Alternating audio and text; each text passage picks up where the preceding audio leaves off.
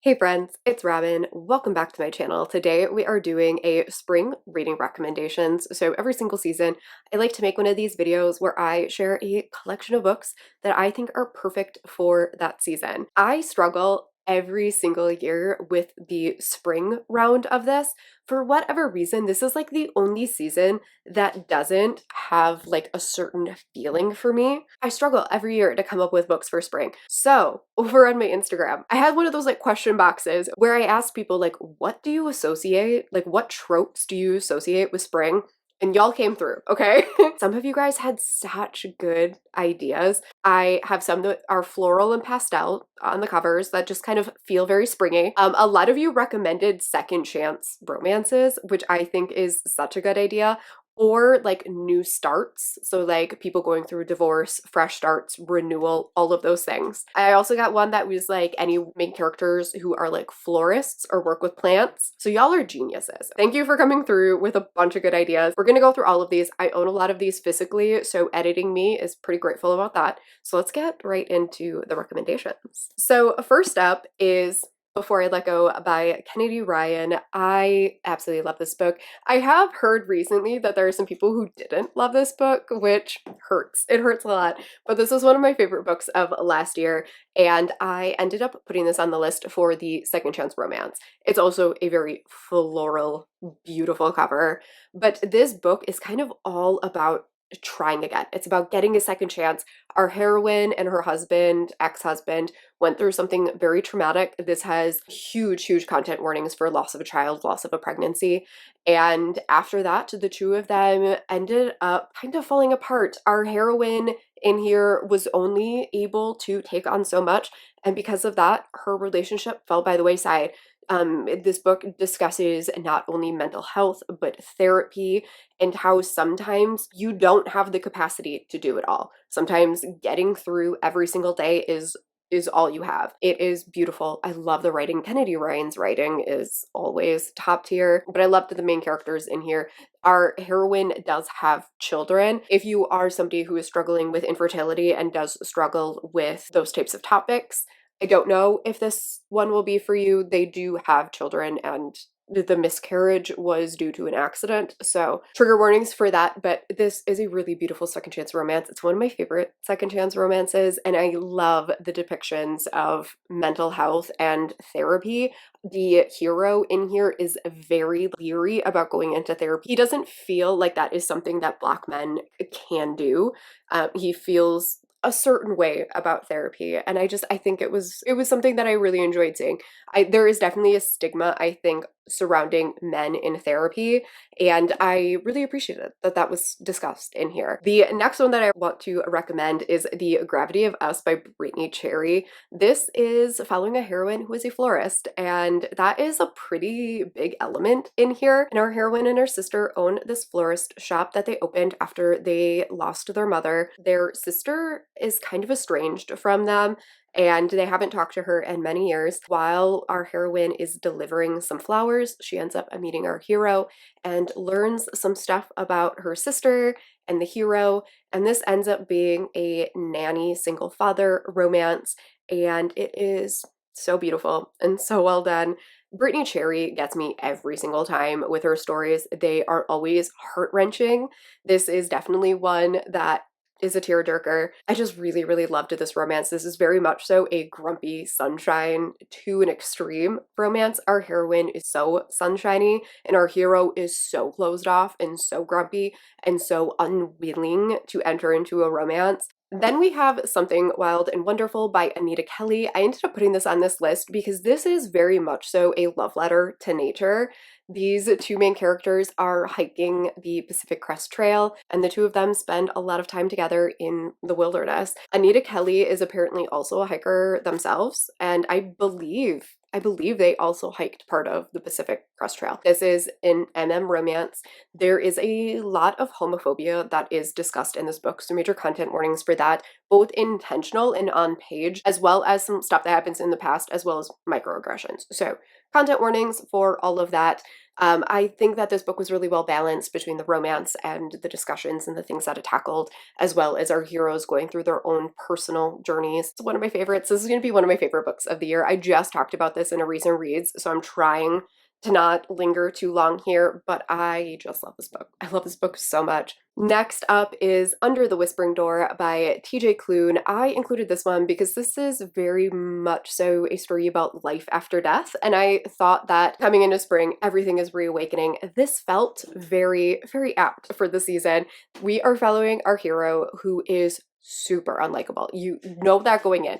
Our main character is a terrible human being at the beginning of this story. He ends up passing away and he finds himself at this tea shop. And he is now there to come to terms with what happened in his life before he moves on. The owner of this tea shop is this very soft, loving guy. There is also a woman that works for him that is the one that goes and collects the spirits. And it is this really cozy found family story following our hero who is trying to come to terms with how he acted throughout his life, possibly get a second chance. This does have a romance in it. I would not classify this as a romance. I would classify this as a contemporary with a romance, personally, just because there is a lot of other things discussed in here. But it's a really beautiful story. I sobbed, so definitely know that it is another heartbreaking one going in. But TJ Klune has this way of making these stories also feel very comforting and cozy. Another second chance romance that I absolutely love is Lotus by Jennifer Hartman. This again fits for the floral sort of cover idea as well. Sorry if you can hear my kitten playing. She really loves plastic springs. So this one is a second chance romance that is following our two main characters when they were children. The hero was kidnapped and disappeared for, it was a long time. It's like 20 years or something like that. At the beginning of the book, he ends up returning and the heroine and him end up rekindling what they had as children and falling in love. This has a lot of other elements layered in there, but this does have a really beautiful second chance romance. This is another one that is very heavy. Jennifer Hartman's books always hit me so hard. I did cry in this one as well, but I am a crier, so take that with a grain of salt. So this one is really great if you're looking for a second chance romance that also features the sweetest cinnamon roll hero. He lacks all toxic masculinity because he was never exposed to any of that, and he is the sweetest main character, one of my favorite main characters of all time. The next book is Part of Your World by Abby Jimenez, and I put this one on here. I wrote down New Chances. So this is following our heroine who feels very trapped in her life. She is an ER doctor, but she comes from a family of surgeons, and she feels as though she is letting down her family. She feels obligated to take over all of the things that they set up, and she feels like she's letting everyone down, but she has no interest in taking over this part of their business. She has no interest in being a surgeon. She just wants to help people. And she ends up meeting this guy in this really small town, and the two of them have an opposites attract romance. There's also an age gap in here. I believe he's like 8 years younger than her. The age gap is not huge. They are from very different worlds. She feels like she can actually be herself when she is in the small town with this guy, and it is her getting a second chance at what she actually wants out of life. This is her coming to terms with what she is actually obligated to do versus what she wants to do.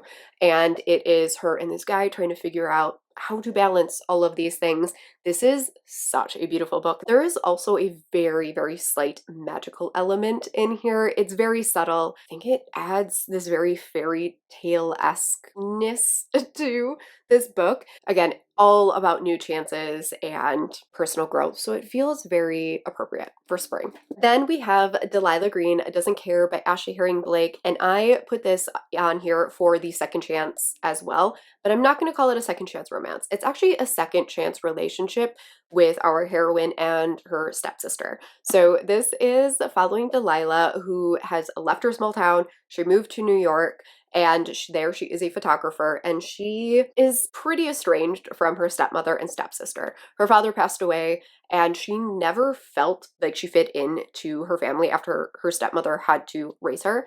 And she ends up having to return to her small town to photograph her stepsister's wedding. And while she is there, she has a romance with the stepsister's best friend, and the two of them have another opposites attract grumpy sunshine romance. I ended up putting this here one. It's a very pastel cutesy cover. Just looking at this makes me think of spring, but there is a kind of a second chance that the heroine has with her sister. They do not get along. They butt heads. They are very different people. But throughout this book, they start realizing that the way that they saw their childhood was vastly different. And there was a lot of misunderstanding over what the other person went through and how they felt because they didn't have good communication as children. And it is them getting a second chance at being sisters. And I think it was really well done. This is one of my favorite female-female romances. I gave this one 5 stars.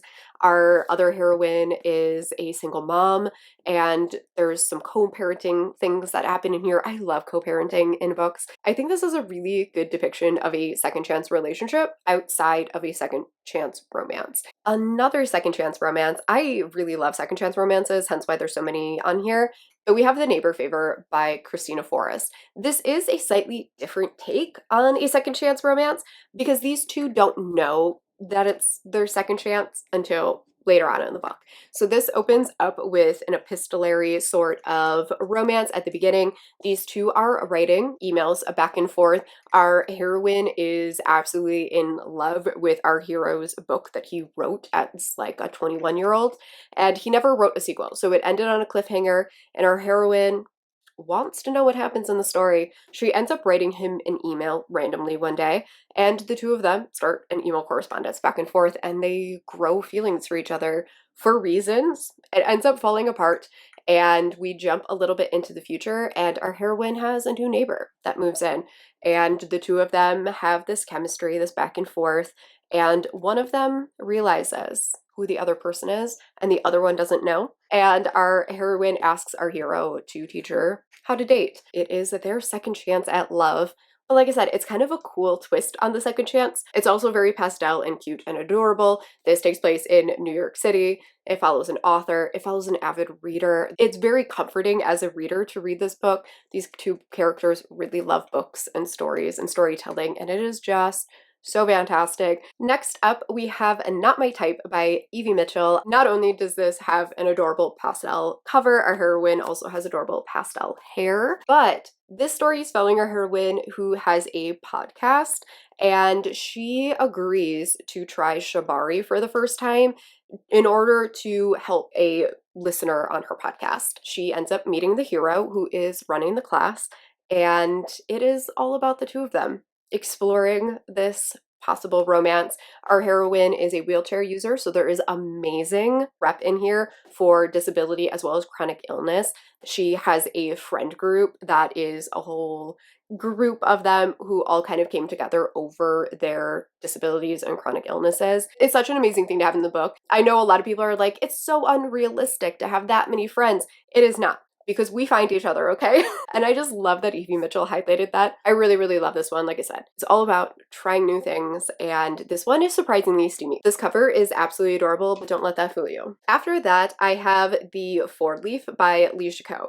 This does take place over St. Patrick's Day. However, I think that you could get away with this one reading after St. Patrick's Day because this series doesn't actually go over the holiday much at all. There just happens to be a St. Patrick's Day parade that happens at one point in this book, and our heroine doesn't even attend it. It happens like outside of the hotel that she owns.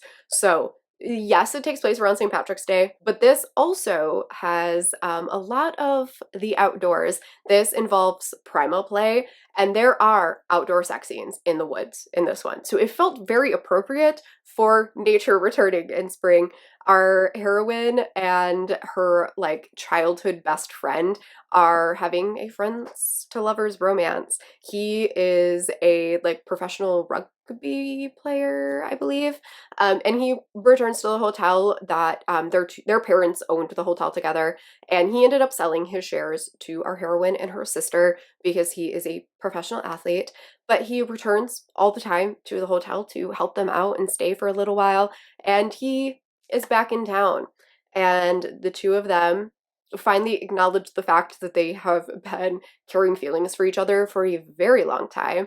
And our hero finally fills her in on his kink, which is primal play. Absolutely fantastic if you want something short, sweet, steamy, set in the springtime. It doesn't have to be read around St. Patrick's Day. There's really nothing that has to do with St. Patrick's Day other than them mentioning that there is a St. Patrick's Day parade that is happening. So, and then the last one that I want to recommend is a book that I read very recently, and I'm recommending this one because our heroine has plant magic, and that is A Witch's Guide to Fake Dating a Demon by Sarah Hawley. This is following a heroine who comes from this very powerful witch family, and it was prophesied that she was going to be unbelievably powerful, but she has absolutely no control over her magic, and the only thing she is good at is plant magic.